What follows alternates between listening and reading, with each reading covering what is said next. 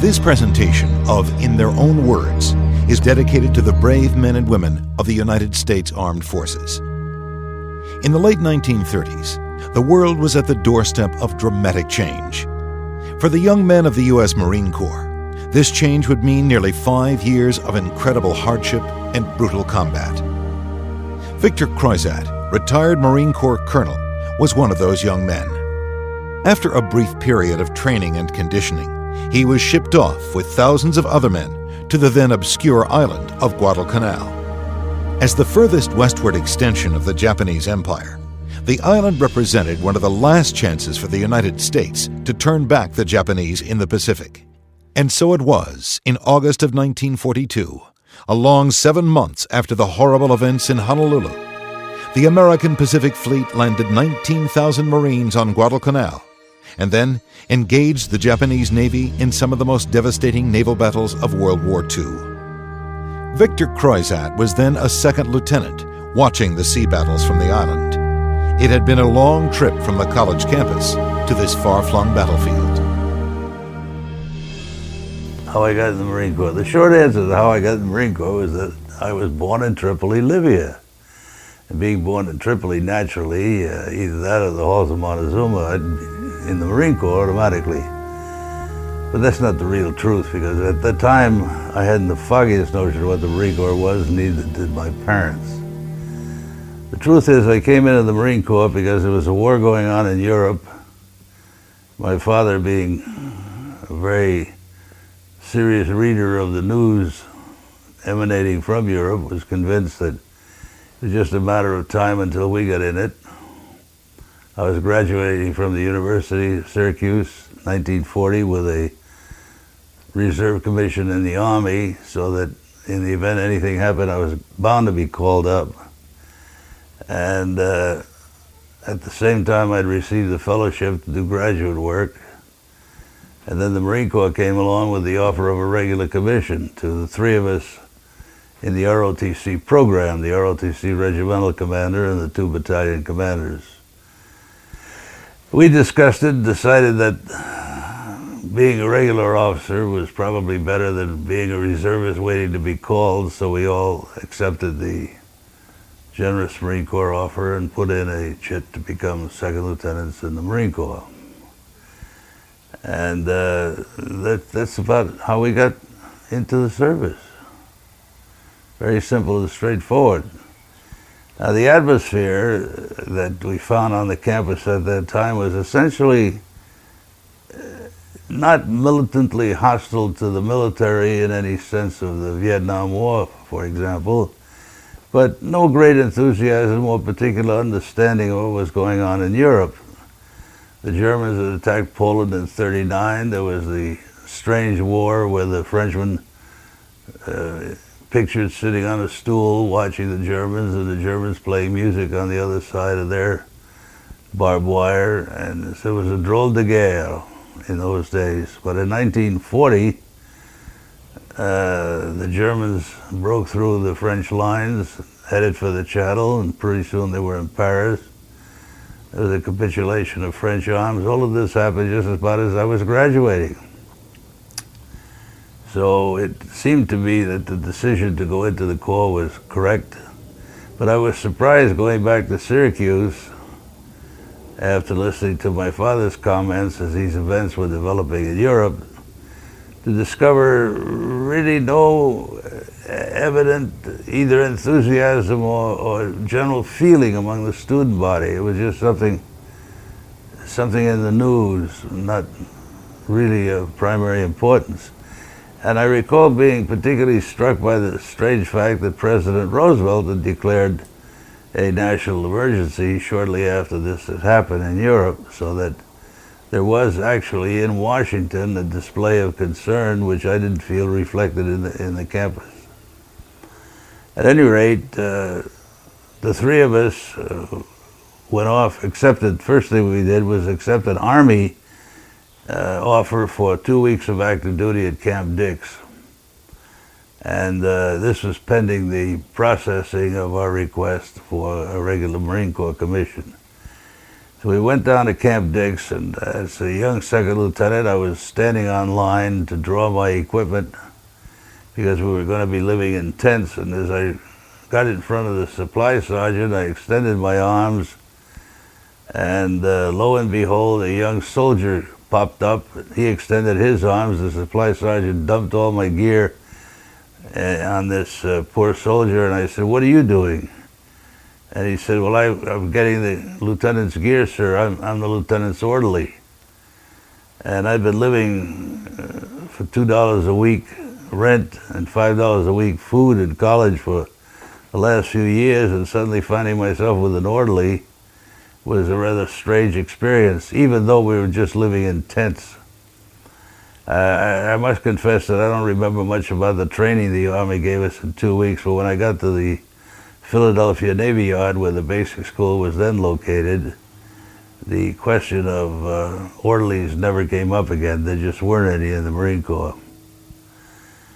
The basic school at the Philadelphia Navy Yard was a rather interesting experience. A great deal of the instructions were strictly still based pretty much on World War I type of training and information, but there were two basic things that really intrigued me. One was the Small Wars Manual, in which the Marine Corps had assembled all of the lessons that they had learned in the Banana Wars in Santo Domingo, Nicaragua, and Haiti, and all the rest of it. So it was essentially a down-to-earth document that gave you some very, very excellent experience on how to conduct small wars against dissident elements, how to hold elections in countries, and a great deal of information, which of course will become relevant years later in Vietnam and elsewhere.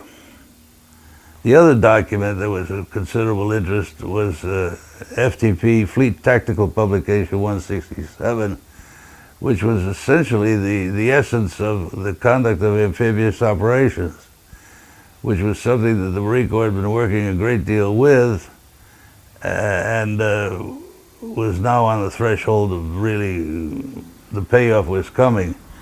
But the work that the Marine Corps had done up to then had been largely theoretical, because the equipment needed, although it had been thought of and the type of equipment required and steps had been taken to procure it, there just weren't funds for that sort of thing.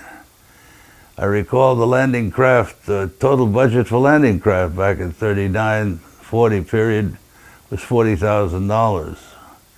You couldn't buy very many landing craft at $40,000. Well, at any rate, we went through basic school. There was 154 of us second lieutenants. And the basic thing in basic school was to ensure that the lieutenants were properly indoctrinated into the Marine Corps attitude and spirit before they ever got near troops, which they, of course, would be commanding. We found the training rather, aside from the elements that were from World War I, some of the other training was circumscribed by the space available. The parade ground at the Navy Yard was adequate for parade ground type of activities, but when we got to scouting and patrolling, we walked out the main gate and went into League Island Park, and there we had civilians to contend with, pigeons who had eaten too much, and other problems that had nothing to do with scouting and patrolling. The good places to go was Cape May for the weapons firing, and at Indiantown Gap for the field work. And that was near Hershey, Pennsylvania. It was a nice place to be. And in the summertime, I had my first experience flying in an airplane, which happened to be an old dive bomber. Biplane. It looked like a World War I model. It actually wasn't. It was in between the wars, but it had all kinds of little tags on it that said, "Don't do this, don't do that, don't." And the thing is, it flew. That's about all I could say. The rest of it, I don't know. I do know that it was really an interesting experience to see some of the old type of aviation. Later on, of course, things changed considerably. But at any rate, we graduated from the basic school in 1941 in February. And that very same month was the month that the Fleet Marine Force came into being at division and wing level. The two brigades the Marines had and the two air groups were designated divisions and wings at the time. That didn't put anybody in the ranks, but at least the designations were objective of what the Marine Corps was seeking to attain. And most of the students in the class upon graduation were assigned either to the Fleet Marine Force East Coast, the 1st Division, or West Coast, the 2nd Division. Some particularly selected few got the jobs that we had all asked for. Was, first of all, everybody wanted to go to the 4th Marines in Shanghai. This was the great plum of the Corps. This was a place where privates had orderlies, privates and servants. Beer was several cents a bottle, and there were all sorts of inducements out there for grand time. Well, of course, the 4 people that went out there, they all promptly died in the process of being prisoners of the Japanese. The only one survivor was a casualty rate of 75% amongst those people. The other group of people that were the fortunate ones, they went seagoing. And the 2 of them, the number 1 man in our class, Harry Gaber, and Carlton Simonson. Gaber was on the Oklahoma, and he got killed at Pearl Harbor Day. And Simonson is still down at the bottom of Pearl Harbor on the Arizona.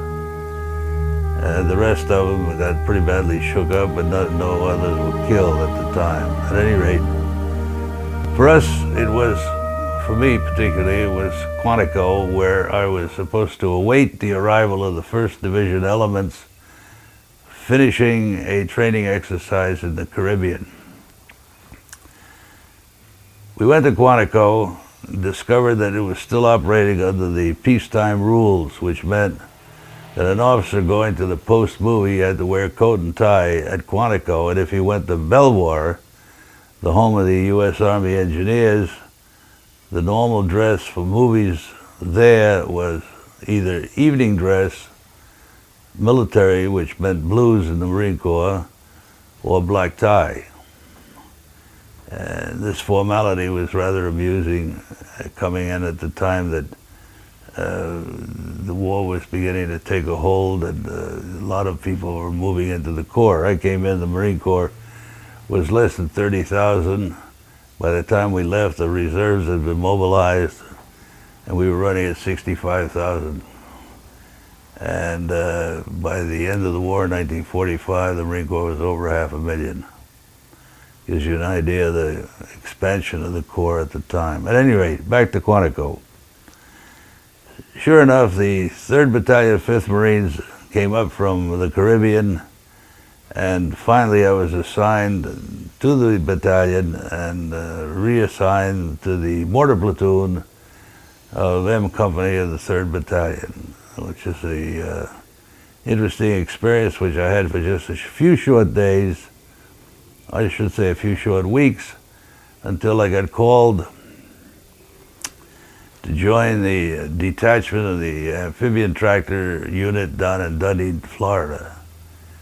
Now, how that had happened is an interesting thing. I had been looking around the post of Quantico, just getting familiar with it. I'd gotten down to the edge of the Potomac River, and I saw a strange vehicle that was running on the ground across the little beach there and into the water, directly into the water, and cracking around. I marveled at this machine that appeared to be truly amphibian, or amphibious, and went over to investigate, and I found a sergeant named Charlie Raper, another sergeant named Gibson, and the 2 of them had brought this machine up from the Caribbean where it had been tested, and I discovered that the machine was unique in that it had been built for the Marine Corps by Donald Roebling, its inventor, and the Marine Corps had taken it down to the Caribbean for testing to see what kind of performance it gave, and had decided this was going to be purchased. an initial procurement, but with military specifications. The one that was there that I looked at, and eventually Charlie Raper took me out in it, was made out of aluminum. It was an aluminum box with aluminum tracks, that deep grouses on the tracks that acted as paddles, which gave the vehicle propulsion in the water, and it had a Lincoln Zephyr engine. And the Marine Corps specifications were for a larger vehicle, labeled about 16,000 pounds, an 8-ton vehicle powered by a Hercules 150 horsepower engine, which was very much underpowered. But that came later. That was the first production model. At any rate, enthused as I was by this machine, when the call came for anybody interested in volunteering to join a detachment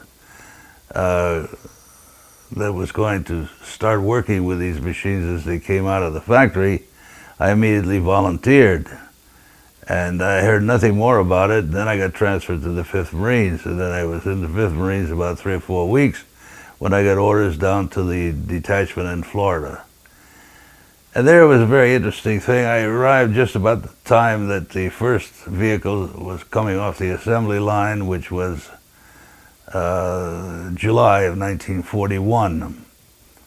And the assembly line was a very small assembly line because it was a small food machinery factory at Dunedin, Florida, that was turning out agricultural type equipment, which was their basic activity. But it happened to be able to turn out these amphibian tractors, and Donald Roebling lived nearby, and so that he was there to supervise the initial construction and essentially the assembly of the assembly line as such. And I recall very definitely Donald Roebling, who was a gentleman suffering from a bad case of obesity, which he couldn't, nothing to do with him. Actually, it was an illness.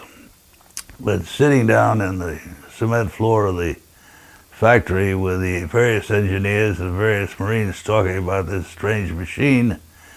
And the fact was, of course, that nobody really knew how it performed. It had never been given the kind of testing that it had received down in the field in the Caribbean, and certainly we were giving it a tremendous amount of surf time, ground time, all kinds. We did everything that we could possibly conceive of with that machine, keeping careful information notes that in the afternoon we would pass it on to the engineer people so that there was a record of all its performance. Essentially, there being no manuals on the machine, we were writing the manual as we went along. And then during the late in the summer, 2 of us got orders to go down to Higgins' factory down in New Orleans, where Higgins was developing and manufacturing torpedo boats for the Dutch to use in the Dutch East Indies, manufacturing the beginning of the Higgins boats, which were going into the Navy inventory, and the factory was absolutely humming. And we had a delightful time. In the morning, we would go off on Lake Pontchartrain with a different type of vehicle each morning, a different type of boat each morning, learn how to operate it, basically essentials, and then in the afternoon we would go to the factory where we would see how that particular boat was built, where the controls went and all the rest of the gadgetry that went along with it. It was a very fascinating period. And of course, I should add parenthetically that the evening we didn't have enough money to entertain ladies and also take advantage of the excellent restaurants in New Orleans. So we went and dined instead of chasing the ladies.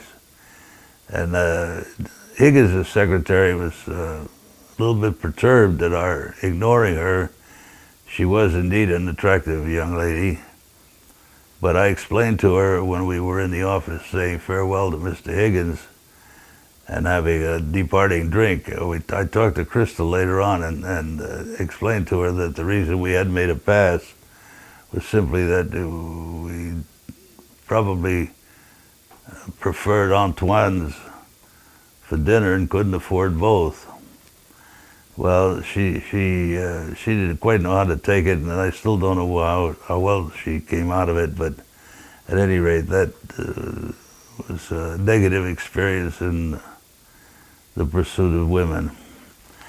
I got back to Florida, and there in Florida I saw my name on a roster to join the 1st Division, the 1st Amphibian Tractor Battalion, to be activated in the near future, and a detachment of 48 of us were assigned to form Company A of the 1st Battalion, and we were departing Dunedin, Florida, scheduled on the 8th of December, 1941.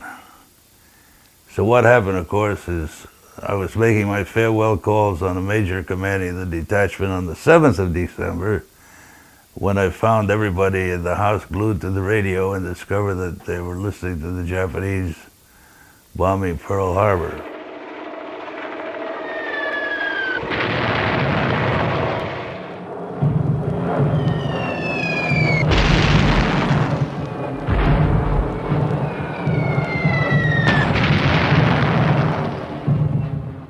The send-off the next morning, we of course acting under orders that we'd had since November, but nobody else knew about it, and the people in town heard that the Marines were marching to the railroad station. So by the time we got down there, we had all the mothers and fathers and the young ladies in the community were out there to see us off. The fathers with bottles of bourbon in their hands, and the mothers with cookies and candy, and the girls with what girls do best. The next day when we arrived at New River, North Carolina, we went into a tent camp. It was cold, miserable, and rainy, and the only time you ever took a bath was if you went on Liberty, and you never went on Liberty because it was too hard to get to and nobody had any transportation. A very miserable time. At any rate, at that time, the 1st Division was 7,000 strong and busy building up its strength, but it was slow going, and no sooner had we acquired a basic nucleus of the 3 infantry regiments than the division got orders to detach one of the regiments and send it to Samoa. So the 7th Marines took all the trained people we had, the best NCOs available, and was brought up to war footing and sent to Samoa. The rest of the division had to start all over again. The 1st and 5th Marines to rebuild. Meanwhile, the Amphibian Tractor Detachment went from Company A to full battalion. And eventually, as we were beginning to load ships, loading troop trains first to go to Norfolk where we were loading ships, I was promoted to first lieutenant. After 2 years as a second lieutenant, I was promoted to first lieutenant when we started moving our gear to Norfolk, and by the time I got aboard ship to sail, I was promoted to captain. I didn't believe it until the first sergeant pulled out the orders from Headquarters Marine Corps, which was very nice going away present. I went aboard the Wakefield, the old Manhattan, with the 5th Marines, to which I was attached as commanding officer of Company A and 1st Amphibian Tractor Battalion. And also on the ship was the division headquarters, General Vandegrift and his staff, and the headquarters unit. The rest of my battalion was scattered amongst a number of ships carrying the 30 amphibian tractors that belonged to our company. And we set sail, and 27 days later we got to Wellington, New Zealand. There we eventually got off the ship. I should say that by the time we got to New Zealand, of course, we'd gone from spring back to winter again, and it rained just as much in New Zealand as it did in New River, North Carolina, and just as cold and miserable. But anyway, we got to New Zealand and started unloading ship and moving up about 35 miles out of town to where our camp was located, Paikakariki.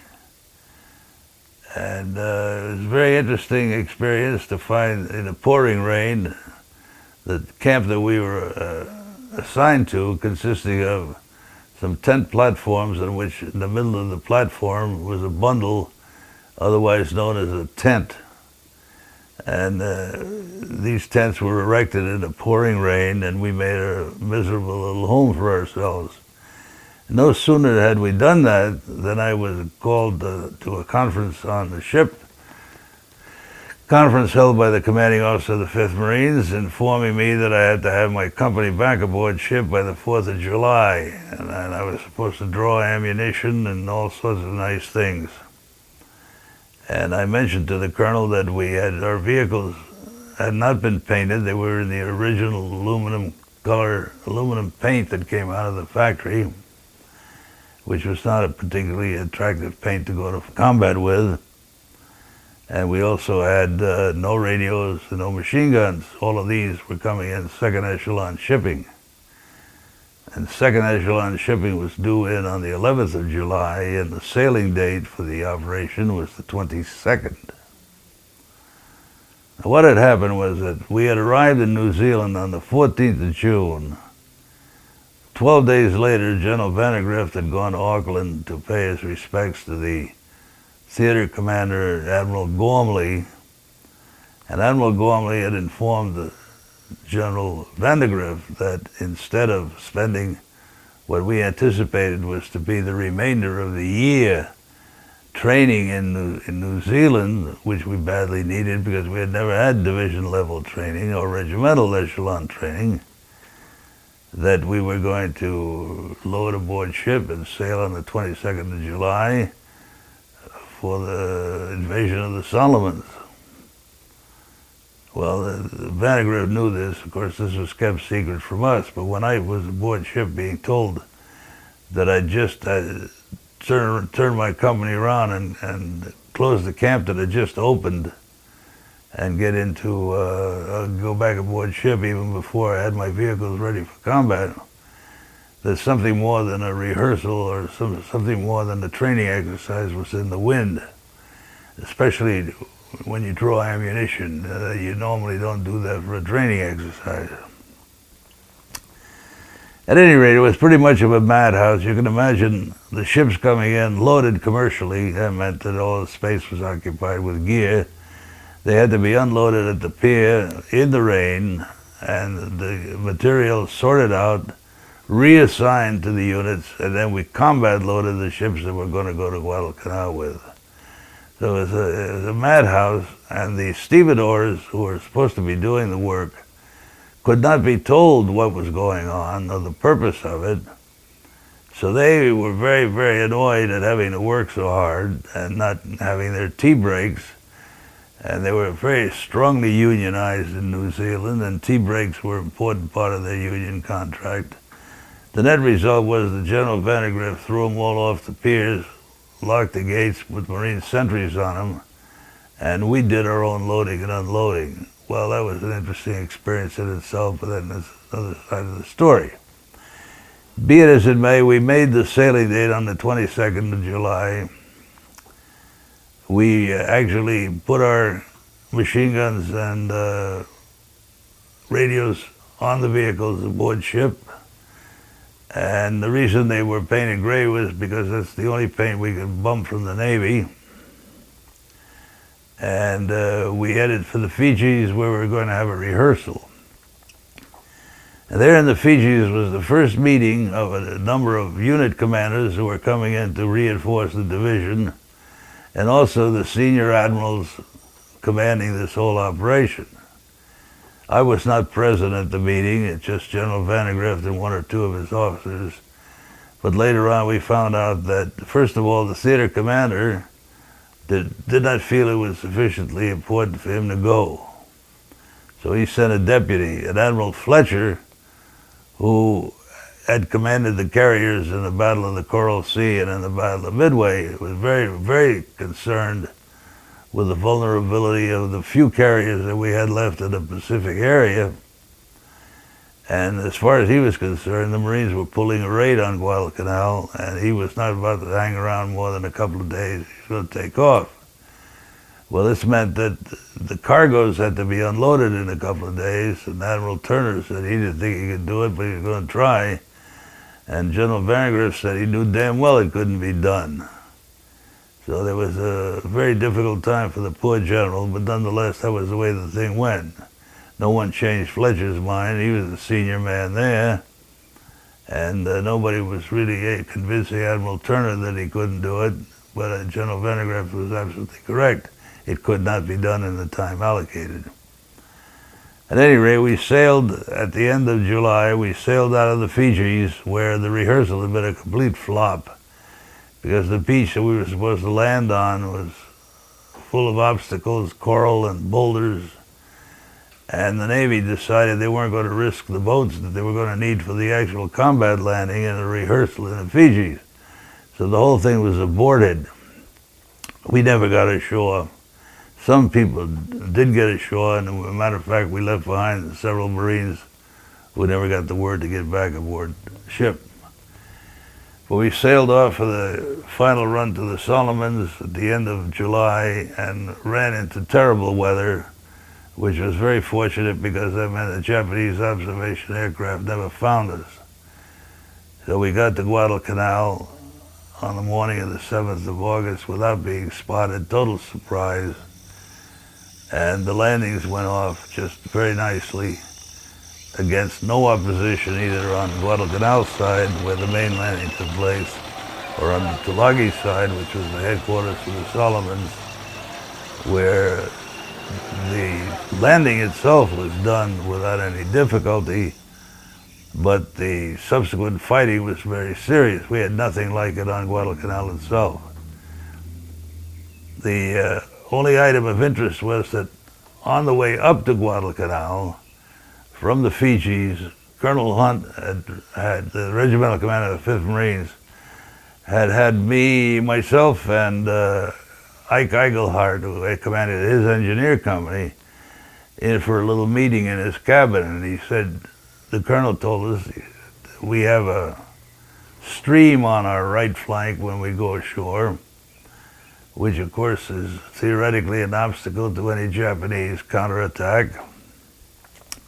But it's also an obstacle to our advance. I'm concerned about the advance issue, and can you people come up with any way of helping us get across this waterway? We don't know how big it is or anything like that, but you know as much about it as I do.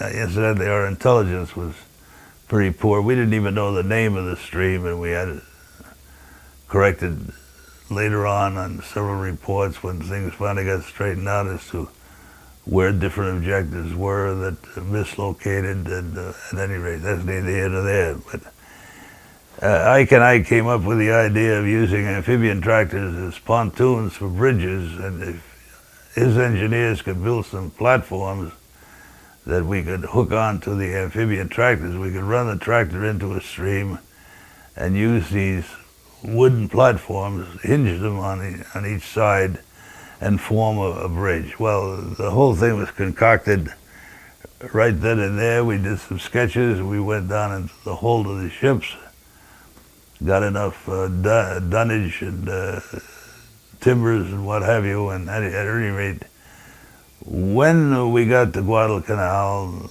the 3 amphibian tractors were in the water. First thing of all the boats, everything else, these 3 amphibian tractors, who started heading for shore because they were so slow that they had to get on their way long before the infantry. And they actually landed just behind the first wave, and they proceeded up to the location of the stream, and they did enter the stream, and they did make bridges, and the infantry did cross over the bridges, and the bridges were big enough to handle jeeps, so that essentially they were a success. This is the first use of the amphibian tractor outside of what was conceived of as its normal role, which is purely a logistic vehicle. The units that had been organized in the absence of any information had been organized as motor transport companies, and they were essentially treated as seagoing trucks. Meanwhile, the Navy was dumping supplies and equipment as fast as they could bring it into the beach. The beach soon turned to an absolute madhouse, and every amphibian tractor, every truck, everything we had was used in hauling the stuff off the beach and into the dumps. And 2 days later, right after the Japanese came in on the second night, and we had been bombed, the ships had been bombed the first day, and the second day also. But then the second day, the Japanese came in with a task force, and that night they sank 4 of our cruisers, 3 American and 1 Australian.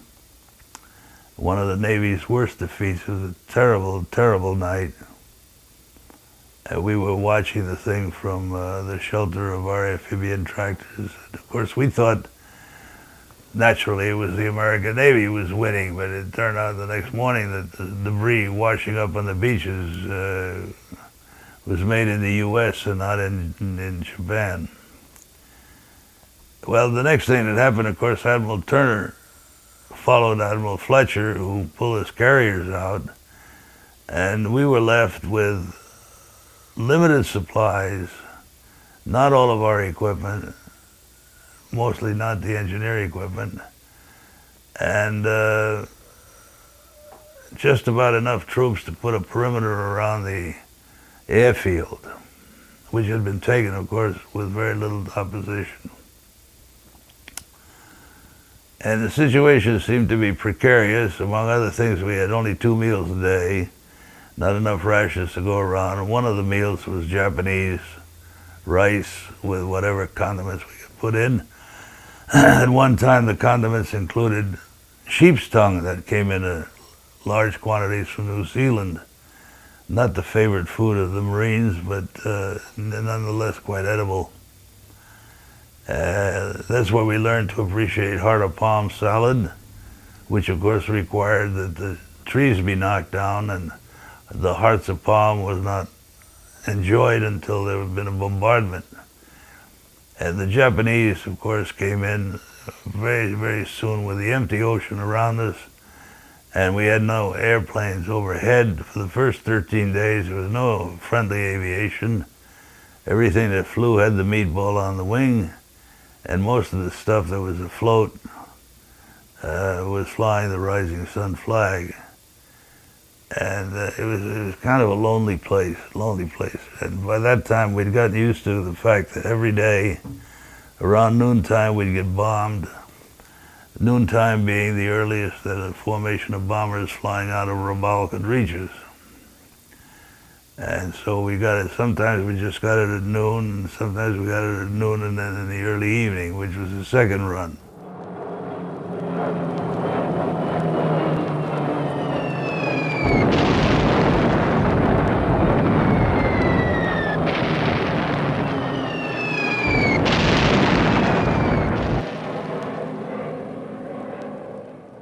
With the busy fall season just around the corner, you might be looking for wholesome, convenient meals for jam-packed days. Factor, America's #1 ready-to-eat meal kit, can help you fuel up fast with chef-prepared, dietitian-approved, ready-to-eat meals delivered straight to your door. You'll save time, eat well, and stay on track with your healthy lifestyle. Too busy with your end-of-summer goals to cook but want to make sure you're eating well? With Factor, skip the extra trip to the grocery store and the chopping, prepping, and cleaning up too, while still getting the flavor and nutritional quality you need. Factor's fresh, never-frozen meals are ready in just 2 minutes, so all you have to do is heat and enjoy, then get back to crushing your goals. Level up with Gourmet Plus options prepared to perfection by chefs and ready to eat in record time. Treat yourself to upscale meals with premium ingredients like broccolini, leeks, truffle butter, and asparagus. With Factor, you can rest assured you're making a sustainable choice. We offset 100% of our delivery emissions, source 100% renewable electricity for our production sites and offices, and feature sustainably sourced seafood in our meals. This August, get Factor and enjoy eating well without the hassle. Simply choose your meals and enjoy fresh, flavor-packed meals delivered to your door, ready in just 2 minutes, no prep, no mess. Head to factormeals.com/warriors50 and use code warriors50 to get 50% off. That's code warriors50 at factormeals.com/warriors50 to get 50% off. But shelling in a day at night and bombing in the day was a standard routine. And by September, our Amtraks had just completely worn out. I was transferred back to the 5th Marines, and by a strange twist of fate, ended up in M Company, and this time I commanded the whole company. Now, M Company was a machine gun company. We had 3 platoons of machine guns that were normally attached to the infantry battalions, a mortar platoon that was normally the plaything of the battalion commander. He liked to run his mortars. That was his artillery. And we had an anti-tank platoon of 50 caliber machine guns, which were not very much of an anti-tank weapon. But anyway, it was a good, formidable piece of firepower, and the job, of course, was to provide the cover of the whole battalion front. And so my practice was to visit the front, so-called, when we were in position, every day to check in with the troops and see how they were going on. And one time, wearing a clean uniform by myself, I took a shortcut through a ravine, and I almost stepped on a Japanese soldier who apparently had infiltrated through the wire during the night and was observing what was going on in the Marine rear area.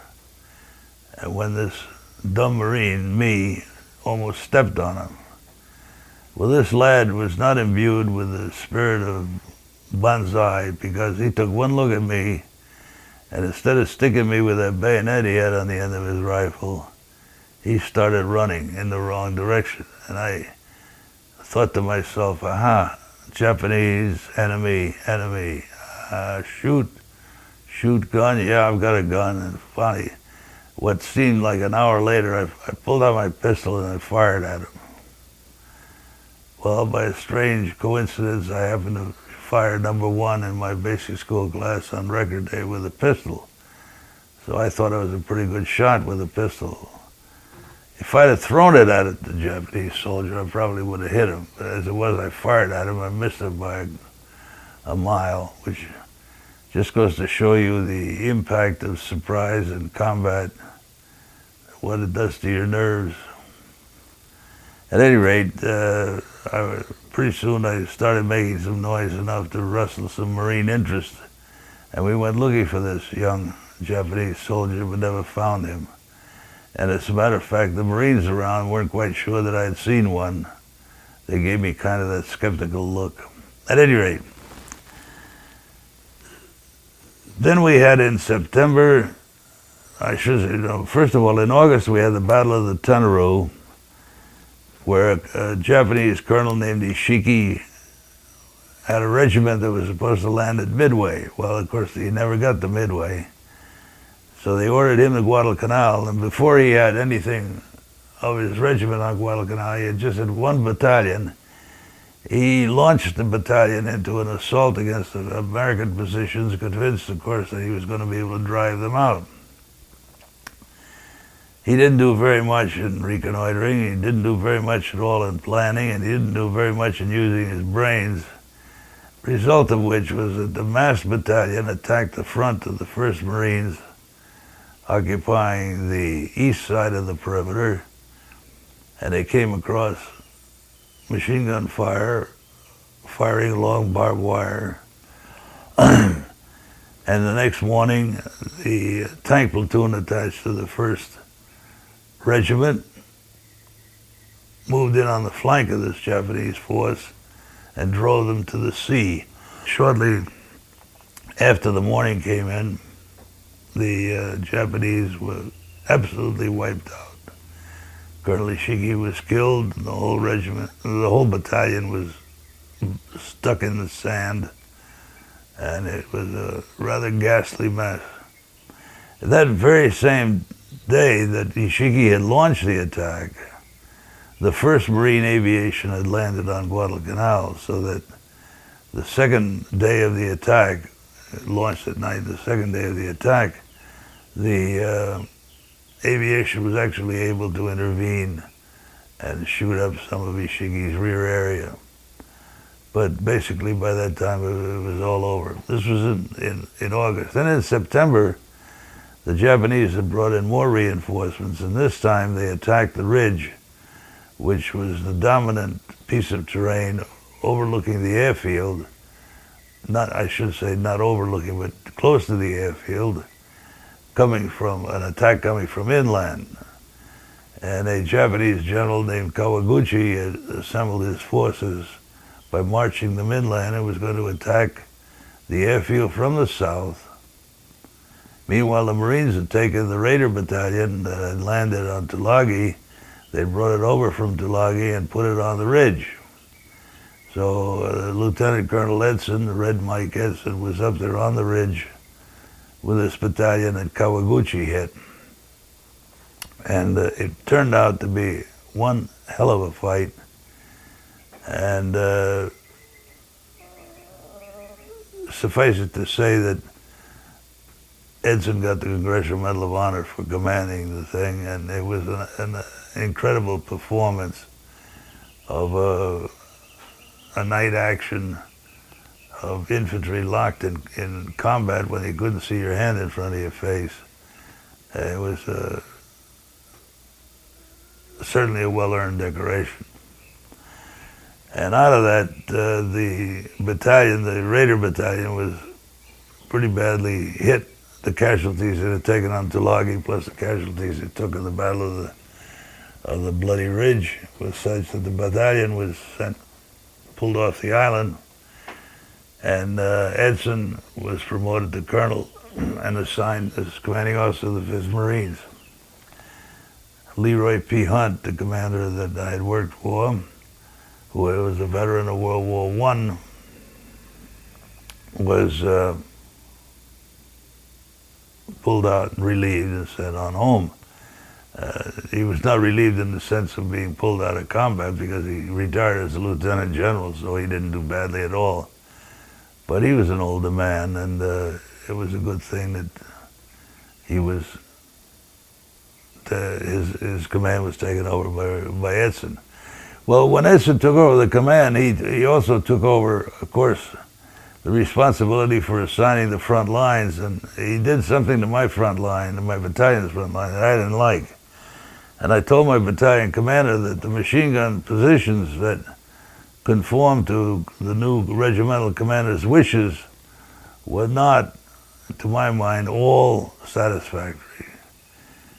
And so he said, what do you want me to do about it? And I said, well, talk to the colonel. He said, I'm not going to talk to the colonel. Nobody was going to talk to Red Mike Edson, the hero of the bridge, especially argue with his tactical sense.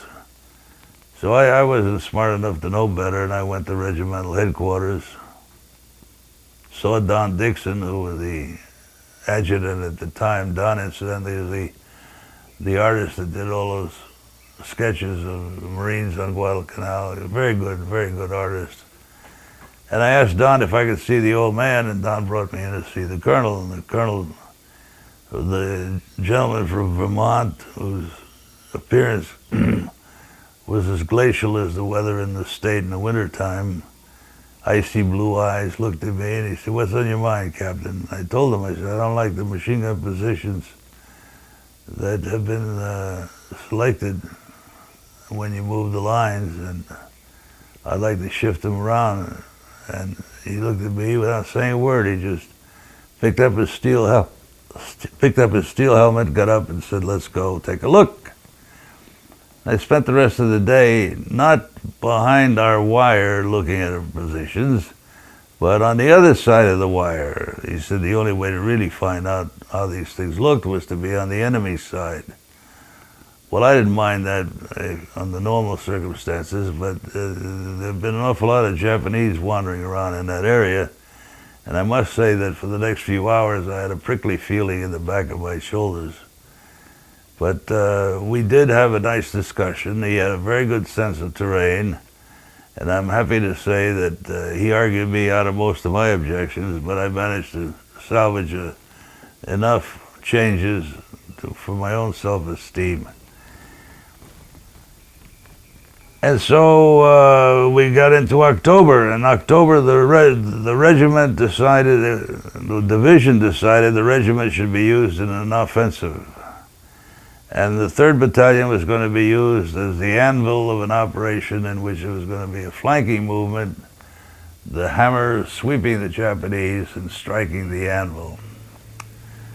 So we started marching to the Matanakawa River, where the 3rd Battalion was going to set up the anvil position against which the Japanese were to be driven.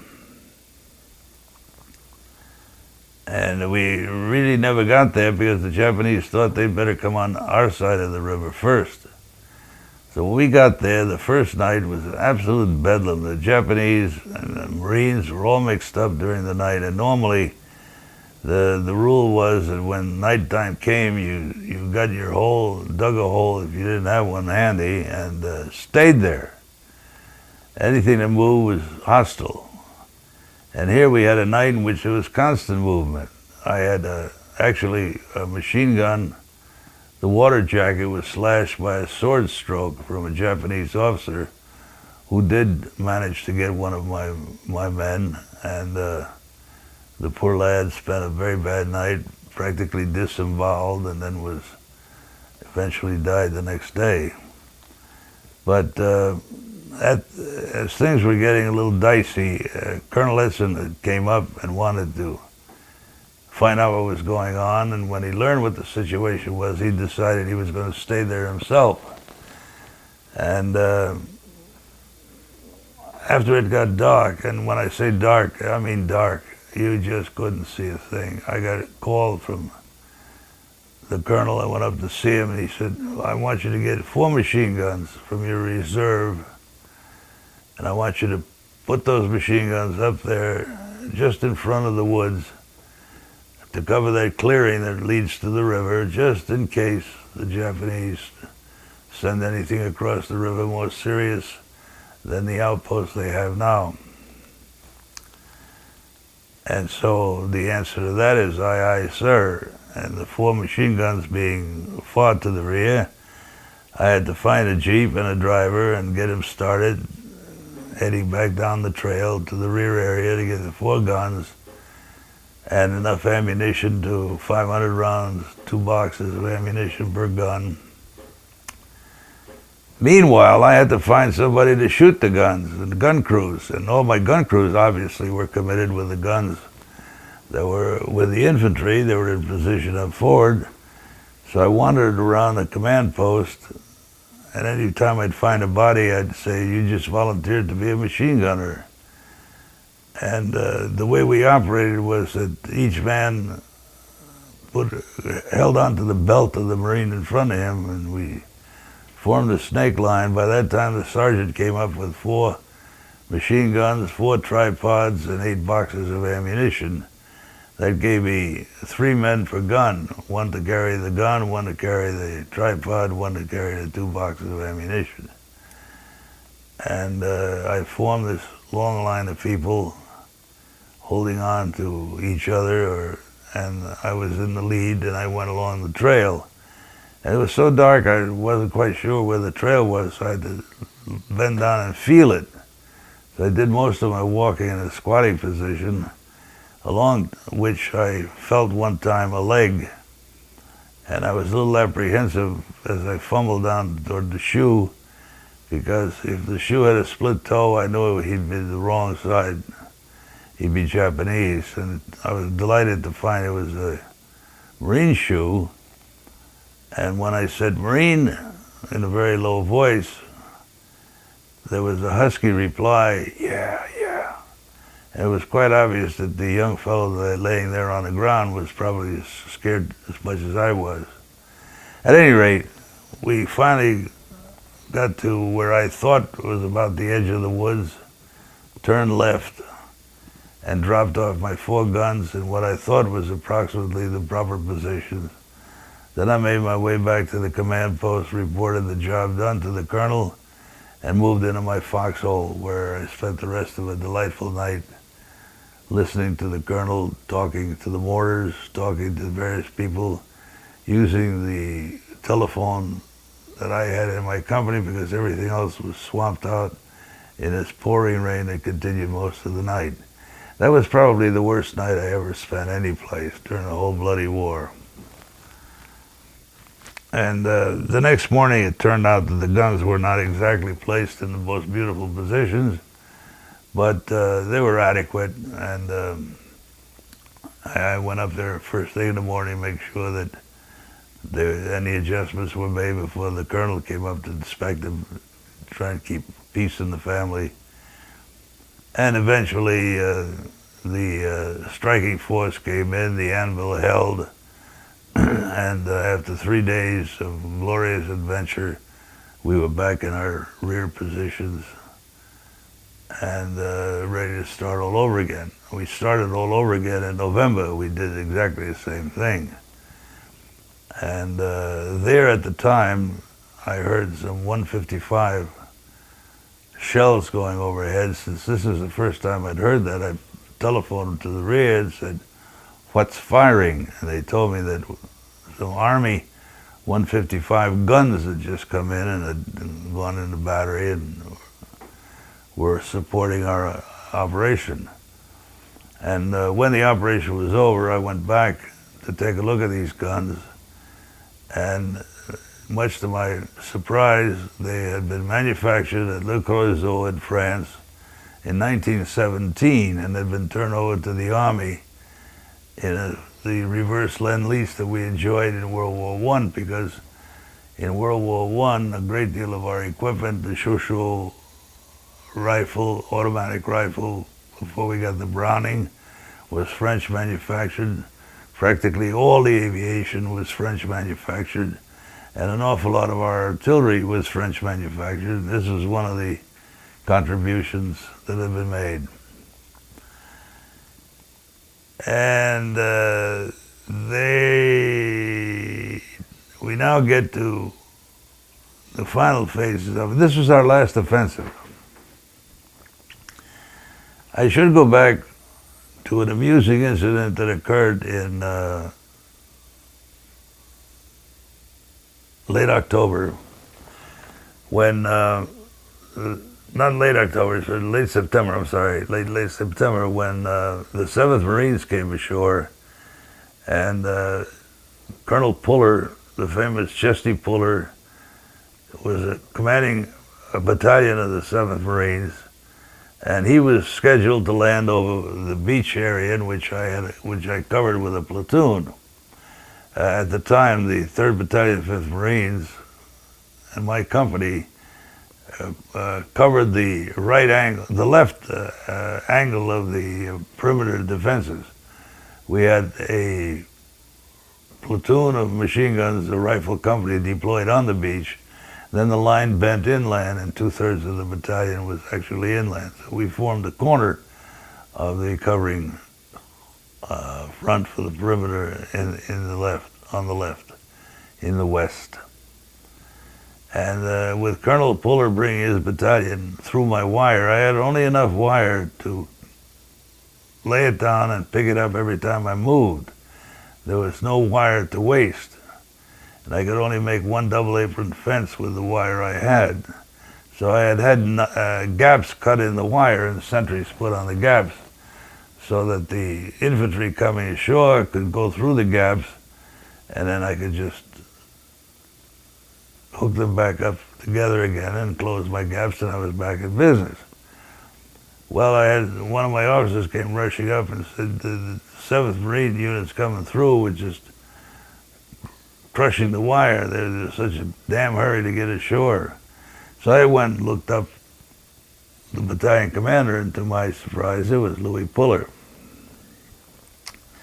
And I told the colonel that his people were raising hell with the wire, and it was all I had, and I was very unhappy. And he turned to his exec and told him to take care of it, and then that was the end of that. And then he said to me something to the effect of, how are things going? And I said, well, not too bad, but I said, one thing that concerns me is the fact that we're piling up an awful lot of stuff on the beach. And that means we're going to be shelled tonight. And you're being bivouacked right across the road from where we are, I would recommend, sir, that the troops dig in. Well, he thanked me very much, sort of in the tone of a dismissal. Yeah, thanks. And that was it. And he turned back whatever he was doing. So I left. And that evening I looked over to see how the troops were digging in across the road, and noticed that nobody was digging in. They were opening up their mosquito nets and spreading them out and spreading their ponchos and getting ready to go to sleep quietly on top of the ground.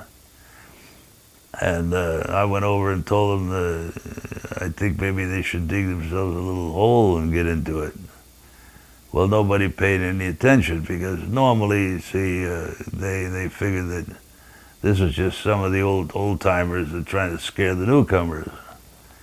Well, of course, that night the Japanese came in with a small force, and the destroyers fired up some star shells and threw a few rounds into the dumps along the beach.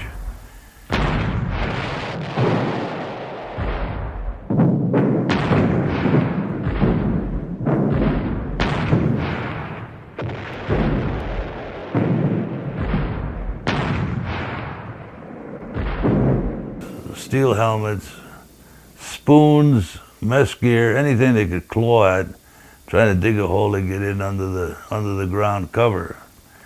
It's the only time I ever laughed during one of those incidents throughout the whole operation. By the time that November rolled around, there was some very nasty fighting at sea, but by that time it was pretty clear that our difficult days seemed to be over, and the division, which incidentally had not had any malarial prophylaxis for 30 days after we got there, everyone had malaria. Everyone had all the things you could think of that in the way of tropical sores, tropical diseases, and so it was time to be relieved. And on the 9th of December, General Vandergrift turned over the job to the Army, and we got aboard ship and sailed for New Zealand. We thought New Zealand, where we had left all our gear, but we actually sailed for Australia and never saw our gear again. But then there were compensations, so that we ended up in Brisbane. And in Brisbane, we moved into an Army camp some 35 miles out of town, where the Army units, U.S. Army units, had been moved up to New Guinea, and we occupied the empty camp. And the minute that the tension of 4 months on Guadalcanal was turned off, all the sick people who had been standing up just because they were so tense, they weren't standing up anymore. In very short order, we filled all the local hospitals. And General Vandergrift asked General MacArthur if we could find some more salubrious climate for the division to recuperate in, and the decision was made to send the division to Melbourne.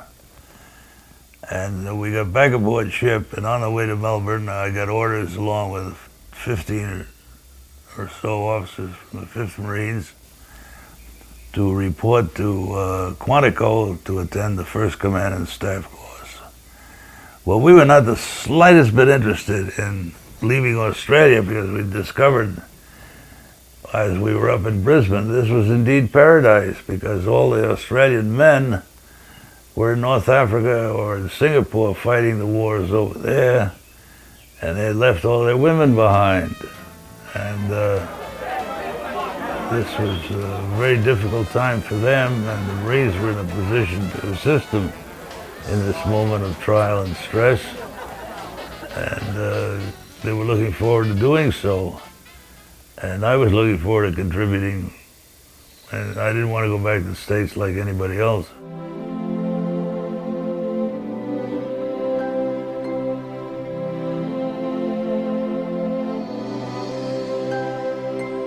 I have never in 4 landings that I've been on ever heard of, seen, or even a rumor of any young Marine that did not do that job as required, I've never heard of a man that quit. I think that's pretty good commentary for the value of the individuals that we were dealing with and what they were asked to perform.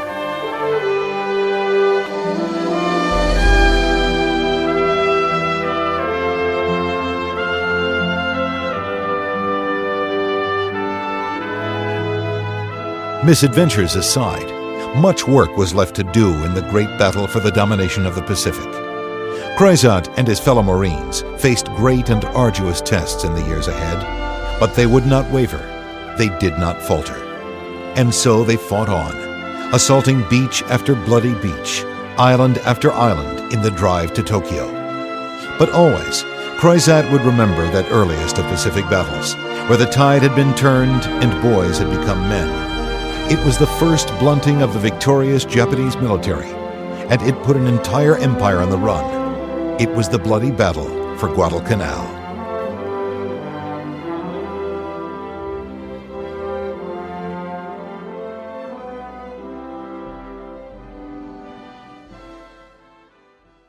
We hope you've enjoyed this presentation of In Their Own Words. This program was created and produced by First Person Productions Incorporated, in association with the Documentary Broadcasting Company. Produced by David Benson. Content written and produced by Rod Pyle. Engineered by Greg Bartheld, Brian Donovan, and Rod Pyle. Narrated by Bill Ratner. This production is copywritten by First Person Productions Incorporated. Any unauthorized broadcast, public performance, or copying is a violation of applicable laws. Hello, this is Gary Chahot welcoming you to check out the French History Podcast. Our main show covers the history of France from the first humans until present. If you liked Mike Duncan's The History of Rome and wanted a similar program covering the land of beauty, culture, and love, we are exactly that. We also host world-renowned scholars who have delivered guest episodes on their specialties, including 18th century pirates, revolutionary booksellers in 20th century Paris, the special friendship between the Marquis de Lafayette and Thomas Jefferson, and numerous others. Learn what you love and listen to the French History Podcast today.